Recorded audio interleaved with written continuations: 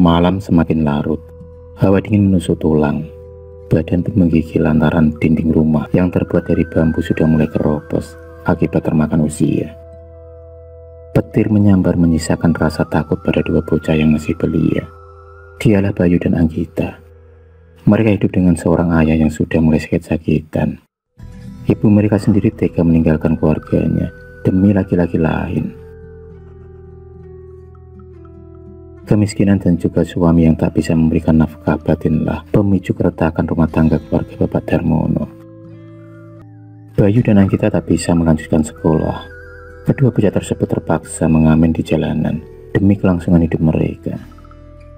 Pak Darmono tak bisa bekerja, terlalu lelah karena bisa memicu penyakitnya kambuh. Hanya sayur daun singkonglah makanan sehari-hari mereka. Meski begitu, Bayu dan Anggita selalu terlihat bahagia di depan bapaknya. Mungkin mereka sudah terbiasa dengan hidup susah. Meski terkadang ada perasaan iri terhadap teman-temannya yang mempunyai kehidupan yang layak. Tak terasa 10 tahun berlalu. Kini Bayu tumbuh menjadi remaja yang berbadan kekar meski kulitnya gelap. Tapi wajah tampannya mampu membuat para gadis-gadis terpesona pada Bayu. Meski begitu, tak ada satupun gadis yang mau dinikahi oleh Bayu. Dan faktor ekonomilah yang membuat Bayu diremehkan. Hingga dia pun kemudian bertekad untuk merantau demi meningkatkan derajat keluarganya. Anggita tak bisa ikut karena ada bapaknya yang tak bisa ditinggal di usianya yang senja. Hari-hari pun berlalu, tahun pun berganti tahun. Tak terasa, 7 tahun sudah Bayu meninggalkan bapak serta adiknya itu.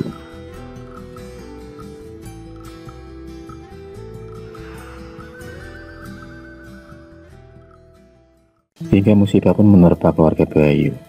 Pak Darmono telah berpulang ke rahmatullah akibat penyakit yang sudah menjalar ke seluruh tubuhnya. Bayu sendiri tak ada kabar.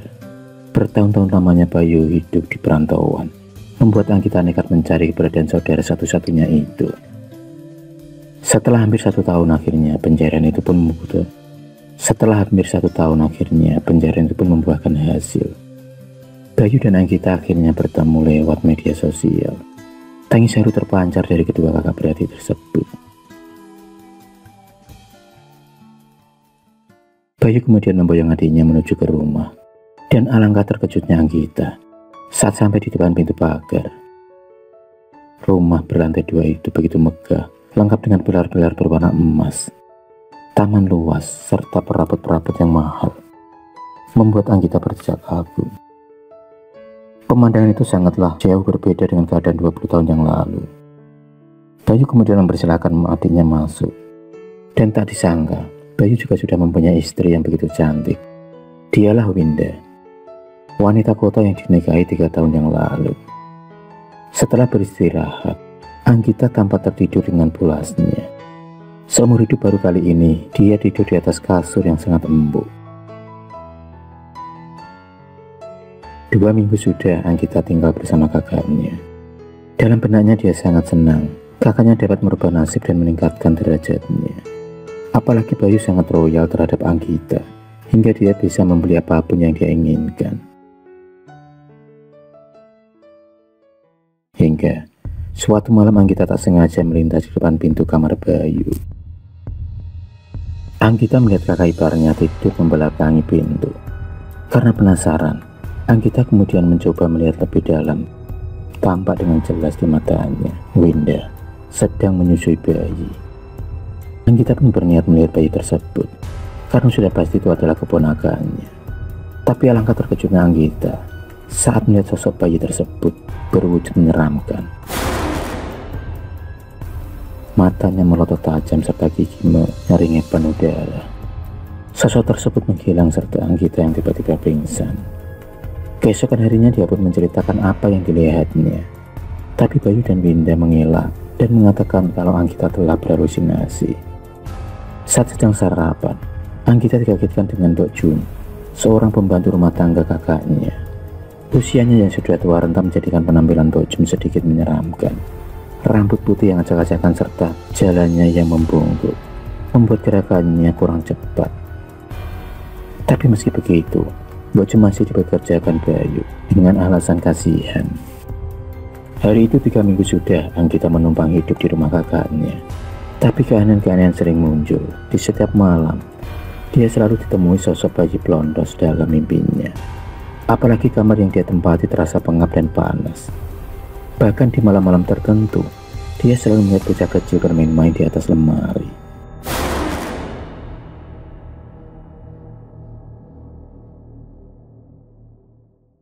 Meski begitu mewah kehidupannya sekarang, tapi ada perasaan yang tak nyaman di rumah tersebut.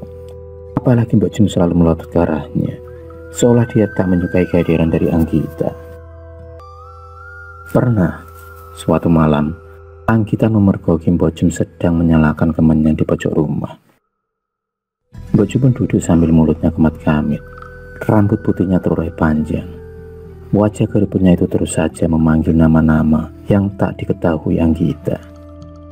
Beberapa menit kemudian 3 bocah dengan rambut gendulnya berlarian ke sana kemari mengitari Mbok Jun. Anggita pun shock. Dia menutup mulutnya sambil terus beristighfar. Tapi sebenarnya Mbok Jun melihat keberadaan Anggita. Dengan cepat, Mbok Jun pun menghilang dari pandangan Anggita. Demikian juga 3 bocah gundul tersebut. Setelah kejadian malam itu, Anggita sering mendapatkan tekanan dan teror-teror, seolah Mbok Jun tak menyukai keberadaannya.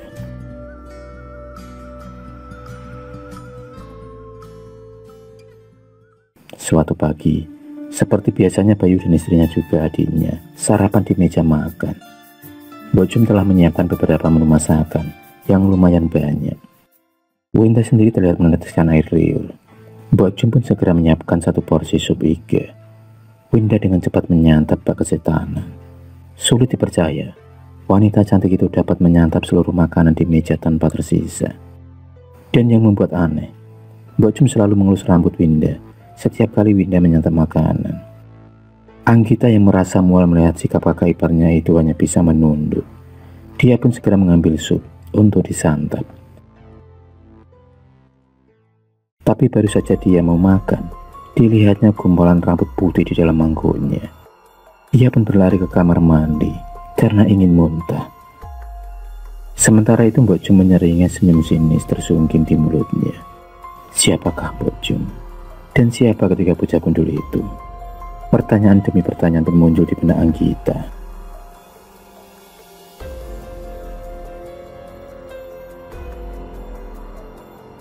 Anggita sendiri ingin sekali menguak segala misteri di rumah kakaknya. Terlebih sikap Winda yang selalu terlihat pucat setiap pagi sehabis bangun dari tidur. Meski kakak iparnya itu baik, tapi tak ada salahnya Anggita mencari kebenaran.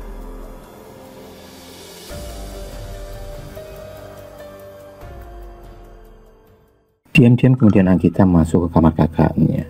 Semua nampak biasa saja. Hanya saja ada 3 patung bocah gundul terpajang di sudut kamar. Anggita kemudian mendekat dan mengambil salah satu dari patung tersebut. Beberapa menit kemudian,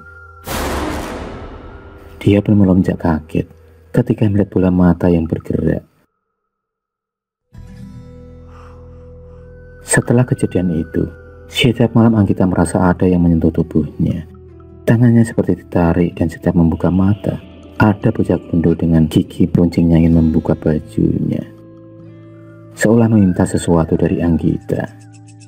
Rasa penasaran Anggita selama ini akhirnya terkuak setelah tak sengaja Ada warga yang menangkap salah satu tuyul peliharaan dari Bayu.